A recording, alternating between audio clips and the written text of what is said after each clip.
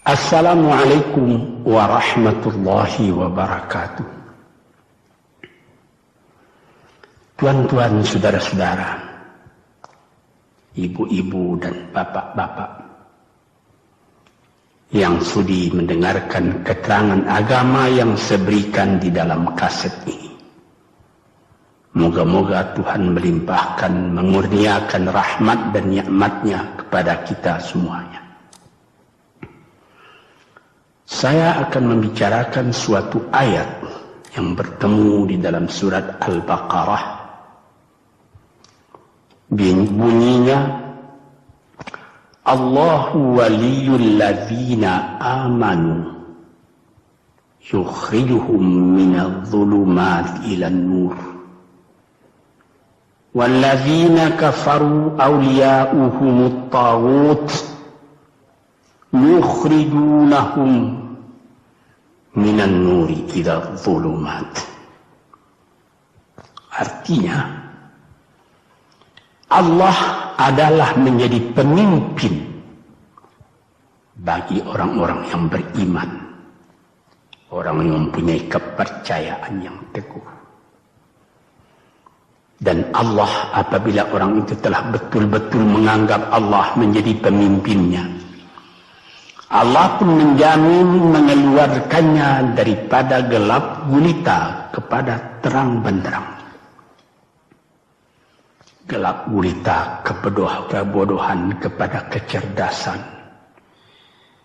Gelap gulita kehidupan tak tentu arah kepada tujuan yang sejati. Sebaliknya, orang yang kafir yang tidak percaya kepada Allah, maka sebaliknya yang terjadi, daripada terang benderang dia akan dipimpin oleh taghut, oleh kekuasaan-kekuasaan yang bukan bersandar kepada Allah. Yang demikianlah yang akan mengeluarkannya daripada terang benderang kembali ke dalam gelap gulita. Oleh sebab itu, rohani manusia itu adalah melalui di antara gelap dan terang kehidupan itu, di antara terang dan gelap kehidupan. Kalau sekiranya jasmani kita, kalau sekiranya badan kita yang lahir ini diberi cahaya oleh matahari yang terbit di waktu pagi, yang terbenam di waktu sore, rohani kita pun diberi juga terang oleh suatu yang lebih terang dari matahari, yaitu petunjuk dan hidayat Tuhan. Di dalam Al-Quran, Tuhan memberikan bujukan, memberikan jiwa besar kepada orang-orang yang beriman itu. Tuhan bersabda, La tahinu wa la tahzanu wa antumul a'launa in kuntum mu'minin. Engkau ini adalah orang yang tinggi kalau engkau tetap memegang kepercayaan kepada Allah Subhanahu wa ta'ala. Di dalam perjuangan hidup di dunia ini,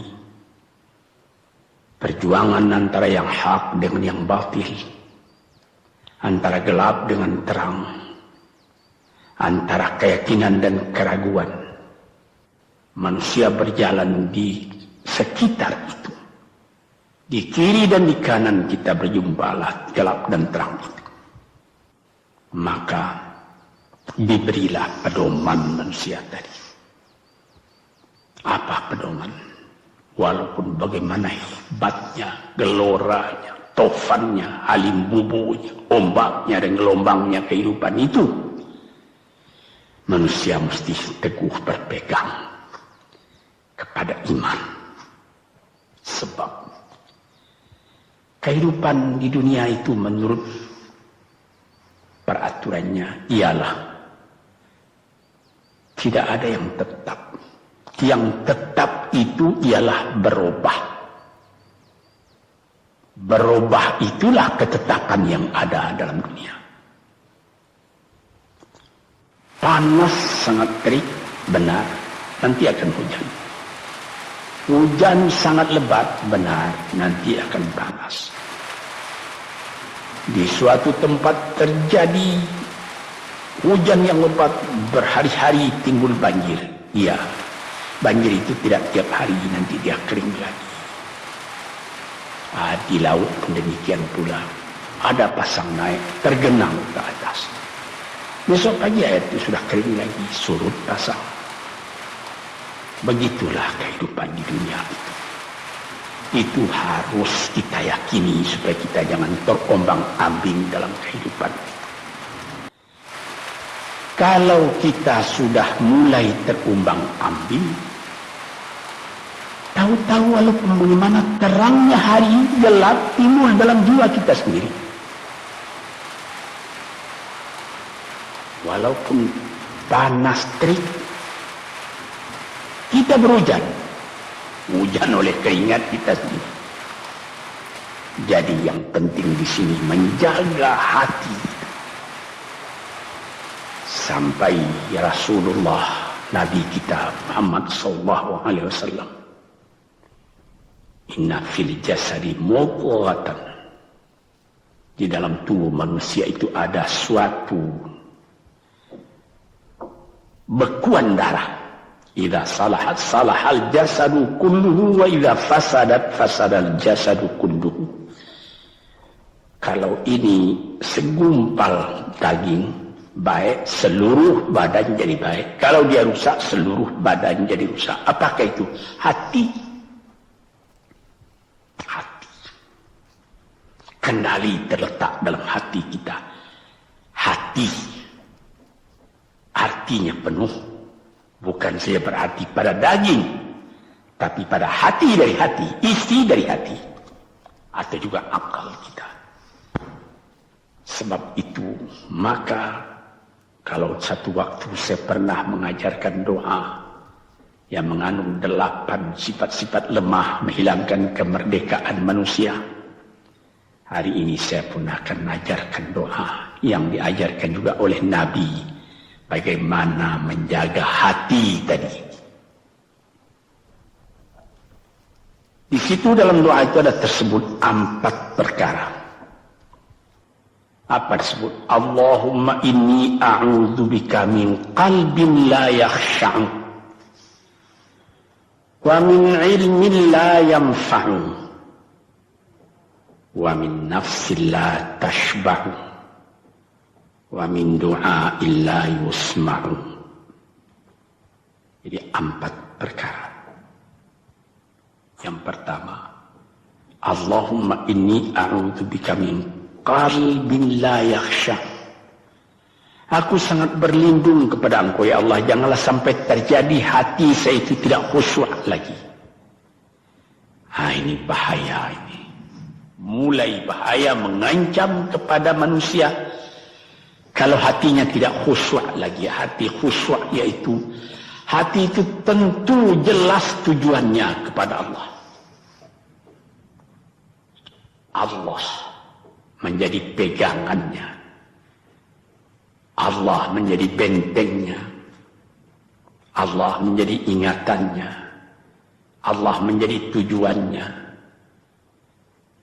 Dan kepada Allah dia kalau sembahyang menghadapkan diri, menghadapkan hati, maka permohonan kita yang pertama kepada Tuhan, ya Tuhanku, janganlah sampai hati saya ini tidak khusyuk lagi. Sebagai orang Islam, kita sembahyang 5 waktu. Di dalam Al-Quran dikatakan sembahyang itu ialah khusyuk, terpadu ingatan kepada Tuhan. Tapi kalau kita sudah, hati itu sudah mulai ditumbuhi penyakit, walaupun sembahyang, mulai sejak Allahu Akbar, pikiran sudah menjalar kepada yang lain. Piutang belum menerima, utang belum terbayar, makanan belum masak, macam-macam lah yang teringat. Padahal kita dalam sembahyang. Ini apa arti sembahyang tadi lagi? Ini sudah mulai berbahaya ini. Banyak orang yang tidak meninggalkan sembahyang, tapi tidak ada bekas dari sembahyang itu kepada kehidupannya. Di dalam sembahyang kita baca inna salati wa nusuki wa mahyaya wa mamati lillahi rabbil alamin. Sesungguhnya sembahyangku dan ibadatku dan hidupku dan matiku sama sekali terserah kepada Allah. Ini dirasakan dalam hati, bukan cuma disebut di dalam mulut. Sebagaimana dikatakan, bukan jadi lip service sebagai seput tangan penggosok-gosok mulut, bukan begitu. Yang dari hati. Kalau sudah dari hati yang khusyuk, ini berbekas kepada kehidupan. Aku tak takut menghadapi segala keadaan dalam hidup, sebab hatiku bertali dengan Tuhan. Dari Tuhan aku datang, kepada Tuhan aku akan kembali. Ini namanya hati yang khusyuk. Tapi kalau sekiranya bacaan tetap fasih, tapi tidak ada lagi dari hati, melainkan rutin saja. Mayang 5 waktu sehari semalam, tapi tidak merubah kepada perangai, tandanya sembahyang tadi tidak khusyuk. Ini yang pertama kita minta kepada Tuhan. Janganlah sampai kita mempunyai hati yang tidak khusyuk, hati yang tidak teringat kepada Allah. Kalau hati tidak ingat lagi kepada Allah, maka segala pekerjaan yang terlarang sudah ringan saja kita mengerjakan. Menipu, berdusta, membujuk orang lain mengerjakan perbuatan yang salah, mencela, memaki, itu karena tidak ingat kepada Allah, cuma ingat kepada diri sendiri saja. Ini yang pertama. Yang kedua dikatakan, wa min ilmin la yanfa'. Dan aku berlindung kepada Engkau ya Allah daripada ilmu yang tidak memberi manfaat. Padahal disebutkan oleh ahli-ahli, ilmu yang memberi manfaat itu membawa manusia kepada iman. Al-ilmu yad'u ilal iman. Ilmu itu membawa manusia kepada iman. Sekarang sudah ilmu banyak, tapi tidak membawa kepada iman, melainkan membawa kepada celaka. Sudah maju kepandaian orang, ilmu, pengetahuan orang, teknologi orang, sains orang, knowledge orang, dan segala macamnya. Tapi tidak ada manfaatnya kepada manusia. Cuma bahaya karena ilmu tadi yang datang kepada manusia. Sebagaimana ilmu manusia di abad ke-20 yang sangat penting, yaitu tentang tenaga atom. Maka timbullah bom atom, bom hidrogen, nuklir. Sehingga manusia diancam sekarang ini oleh bahaya atom itu di mana-mana. Apabila kita lihat di televisi bagaimana mengadakan demonstrasi di Australia, di Jerman Barat, di tempat-tempat yang lain, melihat bagaimana bahaya atom itu kalau terjadi perang dunia yang ketiga. Ya Rabbi ya Karim, bom atom yang jatuh di Hiroshima itu belum ada artinya dibandingkan dengan bom yang sekarang, yang sedang disimpan oleh kerajaan-kerajaan, oleh negara-negara besar untuk menghancurkan. Nah, ini ilmu ini. Tetapi ilmu yang membawa bahaya, bukan saja tidak memberi manfaat, bahkan memberi bahaya. Di sini terasa oleh kita bahwa ilmu yang ada itu pun mesti dikembalikan atau dikendalikan oleh iman. Kalau tidak, maka nyawa manusia ini akan dipandang sebagai sampah saja. Dijatuhkan satu bom hidrogen ke dalam kota Jakarta ini, na'udzubillah min dzalik, umpamanya dimasukkan ke kota Jakarta ini satu bom hidrogen saja, itu sudah habis penduduk Jakarta yang lebih dari 5 juta ini. La haula wala quwata illa billah. Ini minta kepada Tuhan, ya Allah, majulah ilmu manusia, majulah teknologi manusia, tetapi jangan hendaknya kemajuan itu membawa kepada bahaya. Jangan ilmu pengetahuan itu membawa kepada yang tidak memberi manfaat.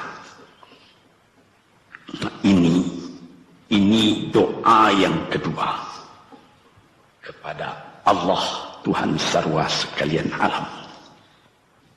Yang ketiga disebut lagi, wa min nafsin la tashba'u, dan aku berlindung kepada Allah daripada nafsu, daripada diri,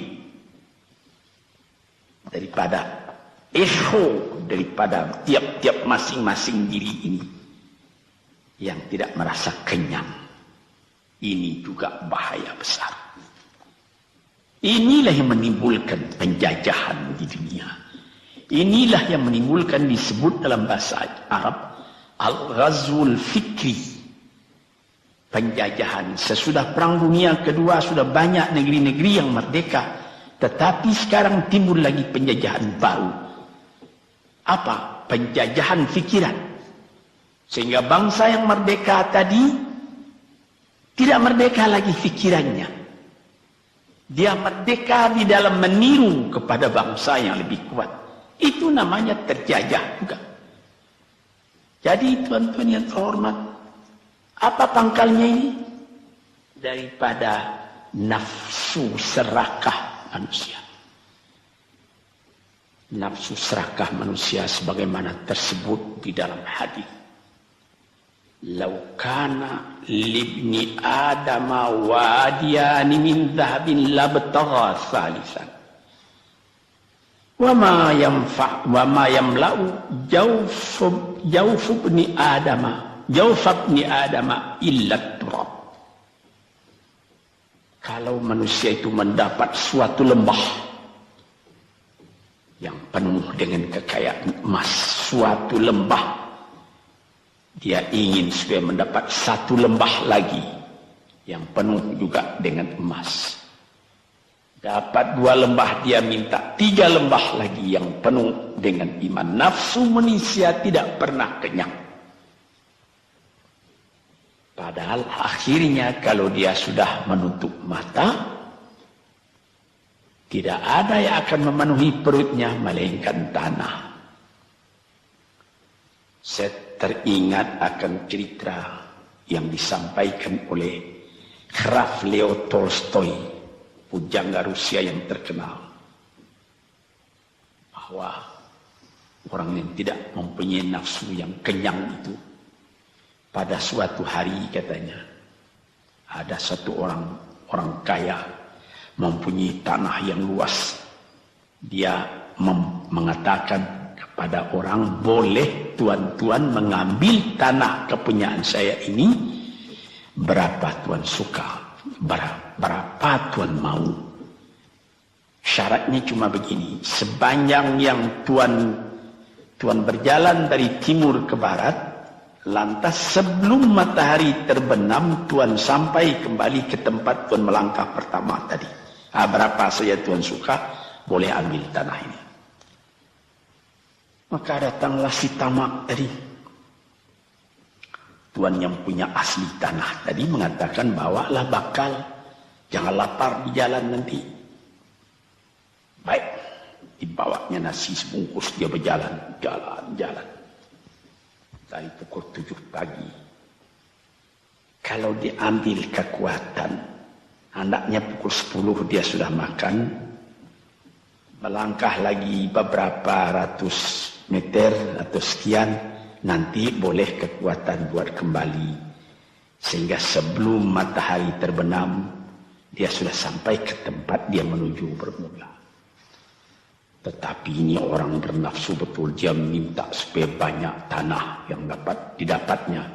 Dibawanya nasi sebungkus, tapi dia tidak jalan, di tengah jalan tak berhenti, kan nanti berapa meter itu nanti kalau saya berhenti, tanah yang kurang buat saya. Dia terus berjalan. Dia tidak ingat bahwa kekuatan masa pergi yang lebih cepat dengan kekuatan masa pulang yang lambat itu dia tidak taksir. Dia berjalan saja cepat-cepat. Sudah pukul 1 hari, sudah jauh perjalanan. Lantas nanti kembali. Kelemahan badan, kondisi dan suatu situasi tidak sama lagi. Tidak secepat dia pergi dahulu lagi dia pulang kembali. Maka bukan pukul 7 dia sampai, atau pukul 5 sore tadi dia sampai ke tempat dia berjalan bermula, karena dia jalannya sudah lunglai, kaki sudah penat, badan sudah letih. Kira-kira baru pukul 2 dia tidak dapat berjalan lagi karena sudah lapar. Dia coba makan sedikit pun tidak bisa lagi seenak makan yang tadi. Habis makan pun dia berjalan lagi. Pukul 3 dia terhenti. Jauh lagi baru sampai tempat yang pertama. Menurut syarat yang diberikan oleh mempunyai tanah yang pertama, kalau engkau tidak sampai ke tempatmu yang pertama tadi sorenya, tanah ini tidak engkau dapat lagi semua. Memang tidak sampai dia. Pukul 4 dia sudah berhenti berjalan, tidak kuat lagi. Mata sudah gelap. Akhirnya karena terlalu capek, terlalu penat, mati dia di tengah jalan. Berapa dia dapat tanah tadi lagi? Cuma sepanjang badannya untuk kuburannya, yang lain tinggal semua. Ini satu misal yang dibawakan oleh Graf Leo Tolstoy, yang sesuai dengan hadis Nabi tadi, nafsul la tashba, diri manusia yang tidak pernah merasa kenyang. Kita berkehendak tidak berbatas, tapi tenaga kita sendiri berbatas. Ini kerap kali tidak difikirkan oleh manusia. Dia punya angan-angan, dia punya macam teori yang dikeluarkan. Dia lupa bahwa nanti tenaganya itu akan terbatas karena sakit, karena lapar, karena tua. Sebagaimana pepatah dari nenek moyang kita, tanda-tanda dikirimkan lebih dulu bahwa kita tidak akan lama lagi di sini. Apa? Rambut, gigi, mata sudah mulai kabur. Uban sudah mulai bertabur. Gigi sudah mulai gugur. Kulit sudah mulai kendur. Kalau mata sudah kabur, uban sudah bertabur, gigi sudah gugur, kulit sudah kendur, sudah 4 perkara. Yang kelima ialah pintu kubur. Nah, ini kerap kali manusia lupa yang demikian. Sebab itu dikatakan, ya Tuhanku, janganlah sampai aku ditumbuhi oleh penyakit nafsu yang tidak mau kenyang-kenyang itu. Nah ini, kemudian itu timbul lagi doa yang keempat, disebutkan di situ, wa min du'a illa yusma. Ini lebih berbahaya lagi. Ini sudah puncak dari bahaya. Apa artinya? Dan aku berlindung kepada Engkau ya Allah daripada doa yang tidak didengar lagi. La ilaha illallah. Mendoa ya Allah, kasih aku ini, kasih aku kesempatan, tapi tidak didengar lagi. Tuan-tuan, para pendengar kaset yang tercinta, ada tersebut dalam hadis Nabi, wa malbasuhu haram, wa mashrabuhu haram, wa ghudhiya bil haram. Ya Rab, fa'anna yustajab lah. Ash'asa, aghbara. Badan sudah penuh dengan kotoran, penuh debu. Yamudu ilaihi ila sama, menadahkan tangan keduanya ke langit. Ya Rabbu, ya Rabbu, ya Tuhanku, tolong aku, ya Allah, bela aku. Padahal yang dimakan haram, yang diminum haram, dibesarkan dengan yang haram. Fana yustajabulah. Dengan jalan apa Allah Ta'ala akan mengabulkan doa itu?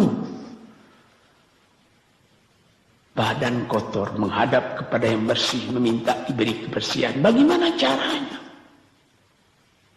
Tuan-tuan yang terhormat, pernah dalam Quran Tuhan mengatakan, la yanzuru ilaihi wa la yukallimuhum Allah wa la yanzuru ilaihi. Allah tak mau mengajak dia bercakap dan Allah tidak memandang kepada dia. Saya sendiri dengan segala kerendahan hati mengatakan bagaimana beratnya kita bertemu dengan seorang orang besar. Lalu dia mengulurkan tangan kepada kita. Tapi mata kita tidak dilihatnya.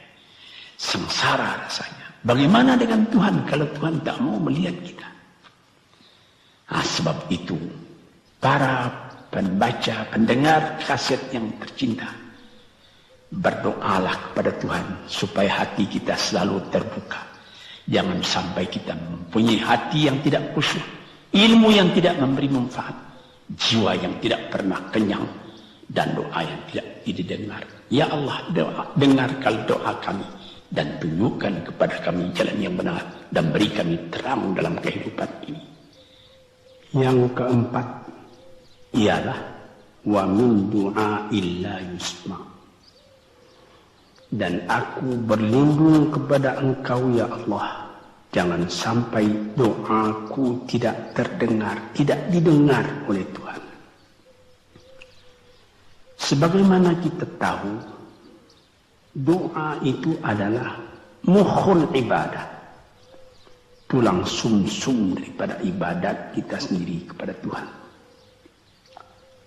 Segala perbuatan kita patrikan dengan doa, dengan harapan mudah-mudahan diizinkan oleh Allah. Disampaikan maksud kita, macam-macam yang kita minta kepada Tuhan. Tapi kalau doa itu sudah tak diperdulikan lagi oleh Tuhan, apa celaka kita, apa daya kita, apa upaya kita? Di sini kita melihat apa sebab maka doa tidak didengar oleh Tuhan, tidak diperkenankan oleh Tuhan. Tentu saja bukan dari salah Tuhan, melainkan dari salah kita sendiri. Di dalam Al-Quran dikatakan, Iyyaka na'budu wa iyyaka nasta'in. Al-Fatihah tersebut, kepada Engkaulah kami menyembah, ya Allah, dan kepada Engkau kami minta tolong. Tapi dengan tidak sadar, kerap kali kita berbuat terbalik. Iyyaka nasta'in wa iyyaka na'budu, kepada Engkau kami minta tolong, lalu kepada Engkau kami menyembah. Minta tolong dulu baru menyembah. Minta tolong banyak-banyak tapi terima kasih tidak ada. Tentu saja tidak didengar oleh Tuhan. Di dalam satu hadis tersebut, Asy'asa al-Ghabbara yamuddu yadayhi ila as-sama'i ya Rabbu ya Rabb, wa mat'amuhu haram wa mashrabuhu haram wa malbasuhu haram wa ghudhiya bil haram fa anna yustajabu lah. Badan sudah kotor, sudah berkerumut, kesusahan, kegelisahan kehidupan terbayang kepada tubuh sendiri. Lalu menadahkan tangan ke langit meminta kepada Allah, ya Tuhanku, ya Tuhanku. Bagaimana Tuhan bisa mengabulkan? Dengan pikiran yang kotor engkau menghadap kepada Tuhan. Kalau tidak terkabul, jangan Tuhan yang disalahi. Hatimu sendirilah salah. Apa yang kau perbuat dalam kehidupan ini? Di mana terdesak engkau ingat kepada Tuhan. Di zaman kesenangan engkau lupakan Tuhan. Di dalam mendapat percobaan engkau merengek mengadu kepada Tuhan. Jiwa yang seperti ini janganlah sampai timbul pada diri kita sendiri. Saya sudah mengalami apabila saya berhadapan-hadapan dengan orang besar, saya ingin dia menghadapkan matanya kepada saya. Apa kabar saudara? Kabar baik.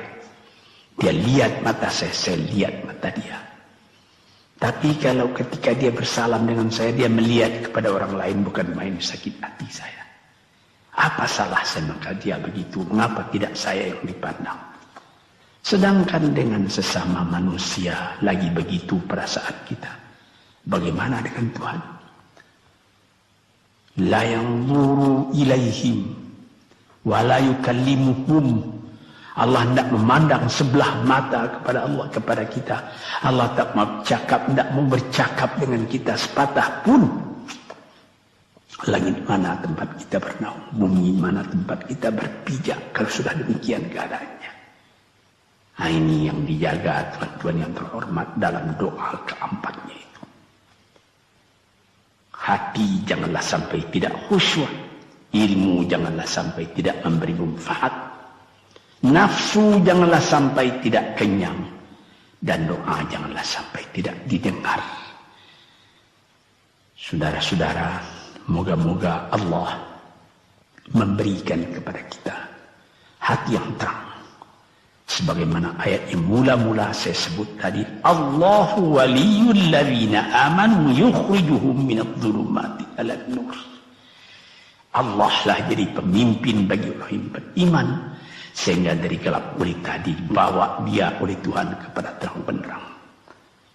Walladzina kafaru, tetapi orang-orang yang sudah tidak ada kepercayaannya kepada Tuhan, awliya'uhumut taghut, yang menjadi pemimpinnya bukan Tuhan tapi setan. Dia akan membawa orang itu daripada terang benderang ke dalam gelap gulita. Kita jadi meraba-raba dalam gelap kehidupan. Dalam meraba-raba itu masih ragu entah kemana akan pergi. Maut pun datang. Gelap selalu. Di dunia gelap, di akhirat pun gelap. Na'udzubillahi min dzalik. Hadirin yang terhormat, para peminat kaset ini, moga-moga semuanya ini menjadi kenang-kenangan kepada Tuhan di dalam perjalanan yang jauh, di dalam keistirahatan hidup, sehingga mendapat ketetapan hati dan tumakninah. Assalamualaikum warahmatullahi wabarakatuh.